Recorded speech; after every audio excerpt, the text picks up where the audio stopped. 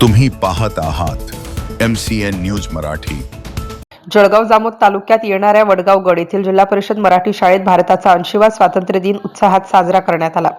या प्रसंगी शाळा समिती अध्यक्ष गोपाल त्र्यंबक गुळभेले यांच्या हस्ते ध्वजारोहण करण्यात आलं।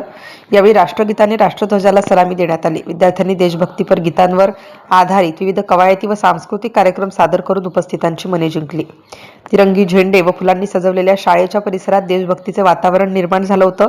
कार्यक्रमाला मुख्याध्यापक विजय अवचार, सर्व शिक्षक वृंद, शाळा समिती, ग्रामपंचायत, पंचायत समिती सदस्य, तंटामुक्ती समिती अध्यक्ष, पोलीस पाटील, अंगणवाडी सेविका, पालकवर्ग तसेच विविध समित्यांचे सदस्य मोठ्या संख्येने उपस्थित होते। कार्यक्रमाच्या शेवटी विद्यार्थ्यांना सोनपापडी, बिस्किट व चॉकलेटचे वाटप करण्यात आले। देशप्रेम, एकता आणि उत्साहाच्या वातावरणात स्वातंत्र्य दिन सोहळा आनंदात पार पडला।